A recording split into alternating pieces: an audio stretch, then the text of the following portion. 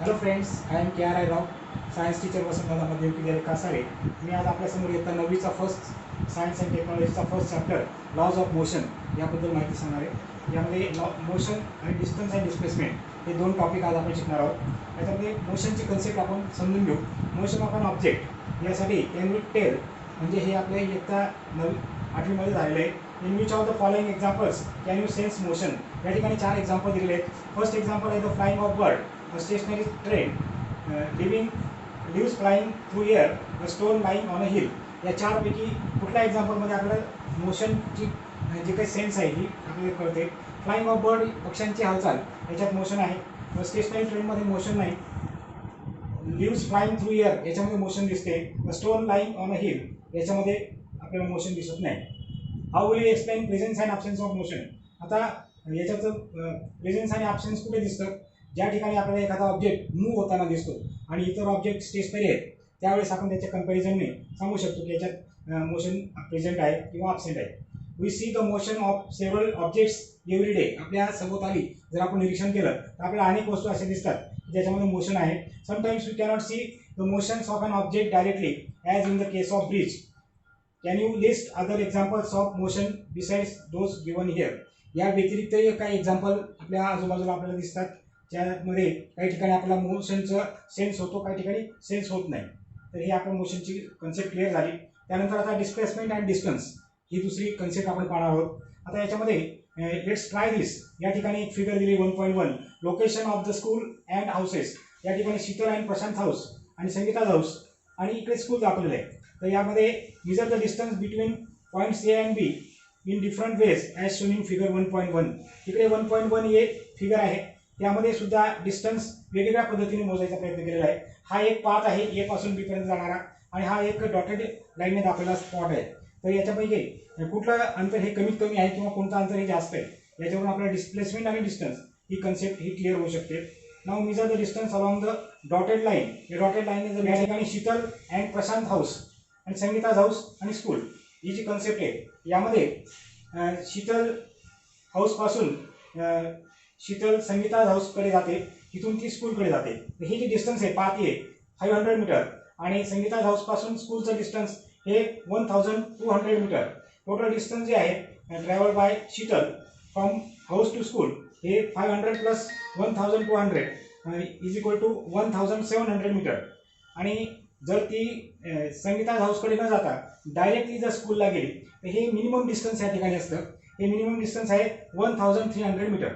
आता याच्यामध्ये this is distance and this is displacement. The shortest distance दोघांमध्ये असणारं कमीत कमी अंतर minimum shortest distance from starting point to finishing point.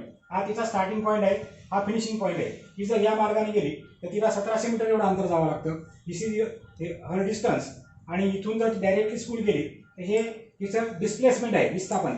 इथून ती कमीत कमी अंतरात ती पोहोचते. म्हणजे शॉर्टकट जो असतो शॉर्टकटने जेव्हा आपण एखाद्या ठिकाणी पोहोचतो त्याला आपण डिस्प्लेसमेंट असं म्हणूया. आणि जे ॲक्च्युअल पाथ आहे स्टार्टिंग पॉईंट आणि फिनिशिंग पॉईंट याचा ॲक्च्युअल पाथ त्याची जी लेंथ आहे त्याची लांबी जी आहे त्याला आपण डिस्टन्स असं म्हणतो. तर या ठिकाणी या दोन एक्झाम्पलमध्ये फर्स्ट एक्झाम्पलमध्ये this is distance and this is displacement. Second एक्झाम्पलमध्ये सुद्धा हे डिस्टन्स आहे आणि हे डिस्प्लेसमेंट आहे. म्हणजे याच्यावरून आपल्याला कळतं की डिस्टन्स आणि डिस्प्लेसमेंट या दोन वेगवेगळ्या कन्सेप्ट आहेत. म्हणजे आपल्याला काही वेळा असं वाटतं की डिस्टन्स आणि डिस्प्लेसमेंट ही सेम कन्सेप्ट आहे, परंतु या फिगरवरून आपल्याला हे कळतं. बघा इथं आपल्याला डेफिनेशन दिलेले आहे त्याच्यावरून. Distance is the length of actual path travel by an object in motion while going from one point to another. Distance म्हणजे काय तर ॲक्च्युअल पाथ जो आपण त्याने कापलेलं एकूण अंतर जे त्याची लांबी याला आपण अंतर म्हणतो. आणि various displacement is the minimum distance from starting point to finishing point. म्हणजे सुरुवातीचा अंतर आणि आरंभीचा बिंदू आणि अंतिम बिंदू याच्यातलं कमीत कमी अंतर. हेच या दुसऱ्या एक्झाम्पलमध्ये पण दिलेलं आहे डिस्टन्स आणि डिस्प्लेसमेंट. यासाठी फिगर हे पहा तुम्ही. या फिगरमध्ये स्वराली नावाची एक मुलगी आहे. Every morning Swarali walks round the edge of a circular field having a radius of 100 meter as shown in figure 1.2a. If she starts from the point A and takes one round how much distance has she walk and what is her displacement. याच्यामध्ये किती distance तिने पार केलेलं आहे आणि तिचं displacement किती आहे म्हणजे अंतर आणि विस्थापन विचारलेलं आहे. आता ती ए पॉईंटपासून ए पॉईंटपर्यंतच परत येते म्हणजे तिचं डिस्प्लेसमेंट इज 0. आणि डिस्टन्सचा जर विचार केला हे डिस्टन्स आपण सर्कमफरन्स जो असतो सर्कलचा सर्कमफरन्स याच्या फॉर्म्युल्यानुसार आपण हे डिस्टन्स काढू शकतो. याच्यासाठी 100 मीटर रेडियस दिलेला आहे. या रेडियसचा वापर करून आपण हे डिस्टन्स काढू शकतो. दुसरा एक एक्झाम्पल दिलेलं आहे. याच्यामध्ये एक कार आहे. ही कार P पासून Q पर्यंत जाते आणि Q पासून परत रिटर्न येते.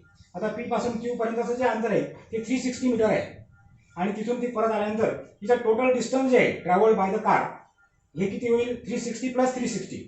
P पासून Q पर्यंत 360 आणि Q पासून P पर्यंत 360 हे झालं 720 मीटर्स. परंतु डिस्प्लेसमेंटचा जर विचार केला तर स्टार्टिंग पॉईंट आणि फिनिशिंग पॉईंट हा एकच आहे. P पासून निघते आणि पुन्हा P पर्यंतच येते ती. म्हणजे ज्या बिंदूपासून ती निघाली जसं वरच्या एक्झाम्पलमध्ये आहे A पासून स्टार्ट करून स्वराली Aलाच येते तसं ही कार P पासून स्टार्ट होते आणि P पासून स्टार्ट होऊन पुन्हा P लाच येते. म्हणजे याच्यामध्ये डिस्प्लेसमेंट जे आहे ते displacement is zero in both cases. Even if the displacement of an object is zero the actual distance travelled by it may be not zero.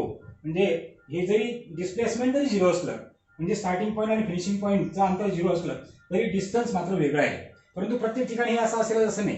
काही ठिकाणी डिस्टन्स आणि डिस्प्लेसमेंट हे सारखं पण असू शकतं. त्यानंतर थर्ड जी कन्सेप्ट आहे आपली ही आहे स्पीड आणि व्हेलॉसिटी.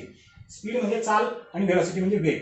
आता स्पीडचा जो फॉर्म्युला आहे what are the vectors and scalars. याच्यामध्ये व्हेक्टर क्वांटिटी कोणती म्हणजे व्हेक्टर म्हणजे सदिश राशी आणि स्केलर म्हणजे अदिश राशी. सदिश म्हणजे ज्याच्यामध्ये दिशा दाखवली जाते. Here the magnitude and direction is required आणि स्केलरमध्ये फक्त मॅग्निट्यूड परिमाणाची गरज असते. त्या इथं दुसरा क्वेश्चन दिलेला आहे which of the quantities distance speed velocity time and displacement are scalar and which are vectors. हे तुमचं 8th स्टँडर्डमध्ये झालेलं आहे. फक्त हे रिकॉल केलेलं आहे. याच्यामध्ये डिस्टन्स जे आहे हे डिस्टन्स हे स्केलर क्वांटिटीमध्ये येतं. स्पीड सुद्धा स्केलर क्वांटिटीमध्ये येते. व्हेलॉसिटी ही वेक्टर क्वांटिटीमध्ये येते. टाइम हा स्केलर क्वांटिटीमध्ये मोजला जातो आणि डिस्प्लेसमेंट हे वेक्टर क्वांटिटीमध्ये येतं. याचा स्पीडचा फॉर्म्युला दिला आहे total distance travelled by upon time required. एखाद्या वस्तूने कापलेलं पूर्ण जे अंतर आहे त्याचा आणि टाइमचा जर रेशो काढला आपण तर त्याच्यावरून आपण स्पीड हा काढू शकतो. त्यानंतर व्हेलॉसिटीचा फॉर्म्युला दिलेला आहे velocity is equal to displacement upon time. The distance travel in a particular direction by an object is unit time is called its velocity.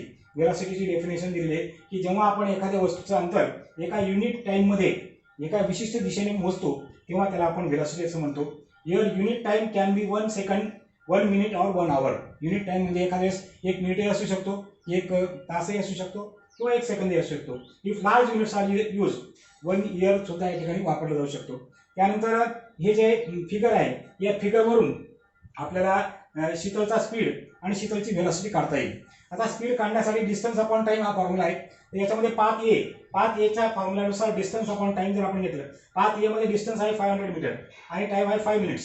याचं जर कॅल्क्युलेशन केलं ते येतं 100 मीटर पर मिनिट. आणि Sheetal speed along path B हा path बी आहे म्हणजे संगीता हाऊसपासून तर स्कूलपर्यंत हा पाथ बी आहे. या ठिकाणचं डिस्टन्स 1200 मीटर अपॉन 24 मिनिट्स. याचं कॅल्क्युलेशन तर 50 मीटर अपॉन 24 प्लस 5 मिनिट्स हे आहे 29 मिनिट्स. याचं कॅल्क्युलेशन जर केलं तर 58.6 मिनिट हे मीटर पर मिनिट हे येतं. आणि व्हेलॉसिटी जर काढली तर व्हेलॉसिटीमध्ये डिस्प्लेसमेंट विचारात घेतलं जातं. Displacement upon time.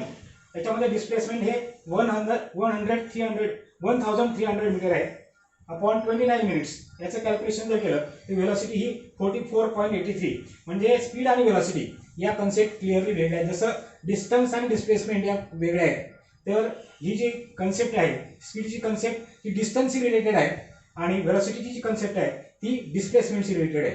म्हणजे इथं अंतर विचारात घेतलं जातं इथं विस्थापन विचारात घेतलं जातं. जेव्हा आपण एखाद्या वस्तूची चाल काढतो चाल काढताना आपण अंतर भागिले काल असा फॉर्म्युला आहे आणि जेव्हा व्हेलॉसिटी म्हणजे वेग काढतो तेव्हा मात्र विस्थापन भागिले त्याला लागलेला कालावधी असा हा फॉर्म्युला आहे. म्हणजे दोघांमध्ये असणारा हा मूलभूत फरक आहे. तर आपण आजच्या याच्यामध्ये बघा स्पीड म्हणजे काय ते पाहिलं व्हेलॉसिटी म्हणजे काय ते पाहिलं. त्यानंतर सुरुवातीला आपण मोशनची जी कन्सेप्ट आहे व्हॉट इज मोशन आणि कोणत्या वस्तूमध्ये मोशन आहे कोणत्या याच्यामध्ये मोशन नाही हे सगळं आपण पाहिलं. त्याचे एक्झाम्पल्स आपण पाहिले. त्यानंतर दुसरा भाग आपण पाहिला डिस्टन्स आणि डिस्प्लेसमेंट. याच्यामध्ये आपलं नेहमी कन्फ्युजन होत असतं की डिस्टन्स नेमकं काय आहे डिस्प्लेसमेंट नेमकं काय आहे हे आपण या आजच्या व्हिडिओमध्ये पाहिलं. म्हणजे डिस्टन्स आणि डिस्प्लेसमेंट काही वेळा सेम पण असतं काही वेळा वेगवेगळं असू शकतं डिपेंड अपॉन द सिच्युएशन. या ठिकाणी कशा प्रकारची परिस्थिती आहे, याच्यात सर्क्युलर पाथ असेल तर त्याच्यामध्ये डिस्प्लेसमेंट 0 असू शकतं, किंवा काही वेळा फिनिशिंग पॉईंट आणि स्टार्टिंग पॉईंट जर एकच असेल तर डिस्प्लेसमेंट 0 असतं, परंतु डिस्टन्स हे वेगळं असतं. काही ठिकाणी डिस्टन्स आणि डिस्प्लेसमेंट हे सेम असतं. तर हा दुसरा पॉईंट आपण पाहिला. आणि त्याच्यानंतर शेवटचा जो पॉईंट पाहिला तो स्पीड आणि व्हेलॉसिटी, म्हणजे स्पीड आणि व्हेलॉसिटी याचे फॉर्म्युले आपण पाहिले. Speed is equal to distance upon time आणि velocity is equal to displacement upon time. हा त्याच्यामध्ये असलेला फॉर्म्युला आपण पाहिला. त्याचे एक्झाम्पल पाहिले आपण. आणि ते संगीता आणि शीतल याचं जे काही एक्झाम्पल होतं त्या एक्झाम्पलनुसार आपण त्याचे स्पीड पाहिला, त्याची व्हेलॉसिटी पाहिली. तर आजच्या या व्हिडिओमध्ये आपण हे 3 महत्त्वाचे भाग पाहिले की मोशन म्हणजे काय, डिस्टन्स आणि डिस्प्लेसमेंट याच्यातला फरक, आणि शेवटचा आपण भाग पाहिला स्पीड आणि व्हेलॉसिटी. तर आजच्या व्हिडिओमध्ये आपण इथं थांबूया. तर आजचा व्हिडिओ तुम्हाला कसा वाटला याविषयी जरूर कळवा. धन्यवाद.